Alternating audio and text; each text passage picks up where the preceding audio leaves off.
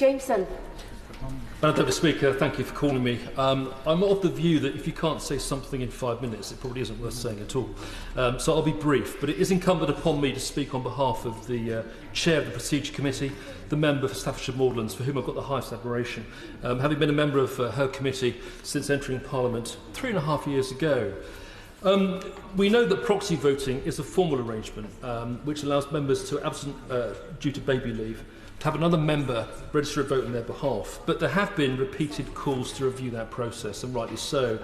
So following the Procedure Committee report on the extension of eligibility for proxy voting to include serious long-term illness and injury, the House has agreed to a pilot scheme, which of course ran earlier this year. It was very successful, and the committee was directed to review the operation of that pilot and make a report, which of course we've done.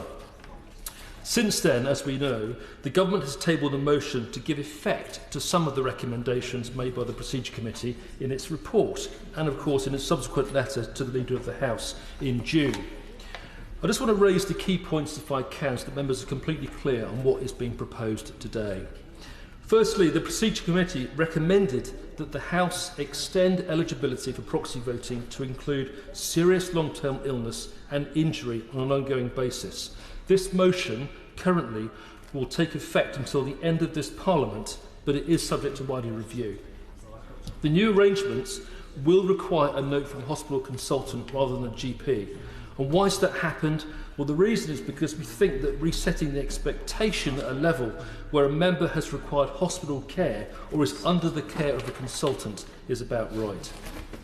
Occupational health will now play a role in the initial review of notes provided, seeking further information if necessary. Why is this important? It's important because the Speaker is responsible ultimately for making the call, and he needs the assurance from a professional body to do that.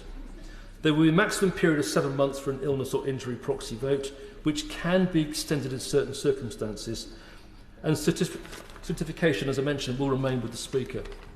I think what we're discussing here is reasonably clear, and I'm very happy to support it. Therefore, I want to conclude, if I may, by saying that the pilot has been useful. I've been very pleased to be part of it as a member of the Procedure Committee, and members have had the ability to exercise their vote in recent months when they might not otherwise have had the opportunity to do it. So it's a positive thing. And I think to wrap it up, the proposals do bring this place into line with the HR arrangements in other locations. We are a modern employer. We've got to be a modern employer, and we've got to befit a modern employer.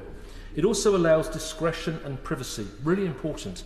If you've got a good medical reason for not being on the estate, the ability to register a proxy vote gives you that privacy, which you may want to retain from wider knowledge. It's about doing the right thing as a good employer, and of course subject to review. Thank you very much indeed.